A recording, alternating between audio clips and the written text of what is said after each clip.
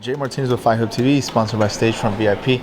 It is good to see you. It seems like every time we catch up, it's always at a different cities that we've never probably thought we ever visit, right? We're here in New Orleans. Obviously, different cities we always catch up. How are you doing, by the way? I'm doing great. I mean, great to be here in New Orleans. You know, our first show here. I was here about 20 years ago for a golf tournament. I used to work on a PGA tour with golfers, and it's a vibrant place. Pretty wild. You get down the French Quarter, and of course, Regis Prograis from here.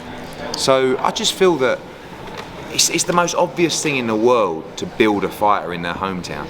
It's difficult to build a fighter when they're already a world champion. But I just feel like in this city, we'll have a great crowd there on Saturday night, and I think there'll be a great atmosphere and I think a great show as well, and we can really build on that. We want to keep Regis active. I believe he's the best fighter right now at 140 pound in the world, and he's ready to prove it. It seemed to me like I've talked to Regis many times, and he doesn't really come off like he gets annoyed easy. But right now, you could just sense it in him. Don't ask me about Teal. Don't ask me about this. Don't ask me about that. F them. F that. I was like, ooh, I've never seen it. Even, when I was talking to him, do you just feel like maybe he just could be the pressure, fighting at home and making a statement? There's a lot of pressure. He's done more media this week than he's probably done his whole career. And that's important because we want to build his profile. So there is a lot of pressure, because everyone's building him up to be the best 140 pounder, and people are looking at Zorilla thinking he's going to slide through him like a knife through butter. I think it's going to be a tough fight. Like, this is a very tough kid. I expect Regis to win, but he has also got to make a statement. I'd like to see him win well. Let's stay in the 140 division. Let's stay there, and we're going to gradually move and talk about different topics. I'm sure you're on top of boxing. Devin Haney, currently, I just heard you say that, you spoke with him yesterday. What's the status of that? If he's planning, doing I was seeing if he's coming. He's not coming because he has an appearance that he has to be at Saturday. But I said to him, I joked and said, if you don't want to smoke with Regis, I understand. And he said, no, I think it's an easy fight for me. So if that's the case, then we're going to make him an offer next week. If Regis comes through and see if he wants to accept it. We've also got Jack Catterall. That's an important fight for us to make. He's a big part of our UK stable as well. You've got a brilliant fight between Richardson Hitchens and Montana Love. July 15, the winner of that could get the fight. You've got Ryan Garcia, that if he really wants to fight for the world title, he could walk straight into that fight next. So there's loads of fights for Regis Prograis out there, and we'll be looking to make the big fights happen, but he still must win on Saturday. It amazes me that, kind of shocking that, Devin Haney just flat out says that's an easy fight with Regis Prograis, because a lot of people say that Regis Prograis is, I could say he's one of the toughest one in the 140 division. Everybody says, keep an eye on Regis. Regis is the one you don't want to touch with or you don't want to play with. So you actually think that Devin Haney could, have an easy fight against Regis Prograis? That's what he says. He said, I don't think so. I think Regis is the favourite in that fight. I think Devin's a brilliant fighter, but I think moving to 140 against Regis Prograis is a very dangerous fight. But really, when Devin makes his move, he must fight for the world title. The Matias fight means nothing, really. I don't believe the Teofimo is going to fight Devin Haney, and they're going to work that fight out in time. So really, you're very limited in options. Rolly Romero's got to fight O'Hara Davis, or he'll fight Ryan Garcia, or whatever. Mm-hmm. So you're really limited on options. So it's going to be really interesting to see what Devin does, and I think the Regis fight would be a good fight for him.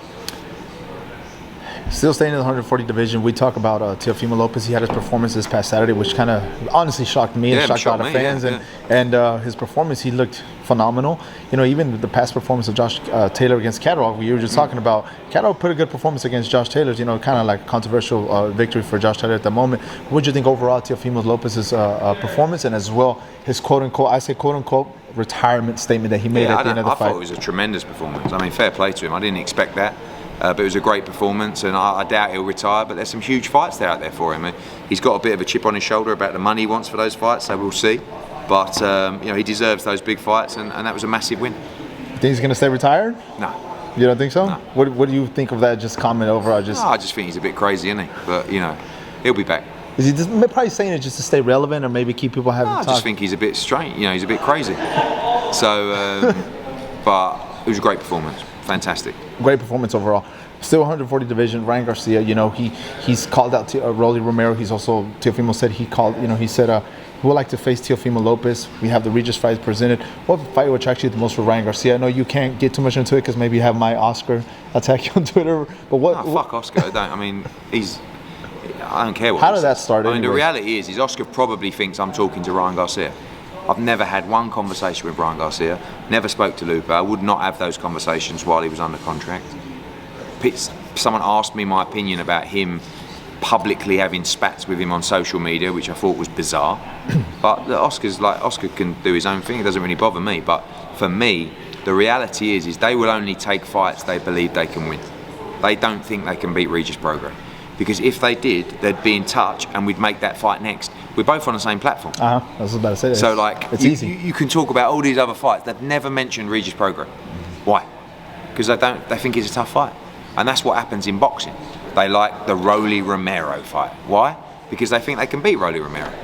But they don't think they can beat Regis Prograis. And if they do, please call me and we'll make that fight next. Derek James said, and I quote, yesterday I was talking to him in New York in the press conference of Spence Crawford. He said, we don't need a tune-up fight we face against Rolly Romero. And I was like, really? I was like, yeah, I mean, it's kind of hard to find somebody for a tune-up fight. Yeah, look, Rolly Romero's getting beaten by Ismael Barroso. So, like, yeah, they will believe they can win that fight. Switch the page. Canelo. Big topic. You know, they just came out to say that Jamar Charlo, that's going to be the fight, is closely made. It's also, you know, stated that if I'm not mistaken, you met with Al in Cleveland. We have that rematch against Bivol. And so the Benavidez fight. What's the status first of all on the Bivol fight? That a lot of people are asking. The rematch. Yeah, Bivol said that Canelo. So we've made Bivol an offer which was declined, but we're trying to find a deal. And when we can present the opportunity to sell. He's also, of course, talking about the Charlo fight, Benavidez fight. They told me the fight they want is Bivol, so we're trying to make that fight. We have 2 other options that we're presenting to him next week, and that's it really. I think anything could happen at this point. You know, he could fight Bivol, he could fight Charlo, he could fight another guy we got in mind. So I think that, you know, you'd be looking to make a decision by the end of June, so next 2 or 3 weeks, and honestly, it could be any of those guys. So, you know, critics are going to have been very hard on Canelo, continue being hard on him. And, you know, even the rumor coming up of the Charlo fight, but the Badu Jack fight that's possibly was rumored that's going to happen.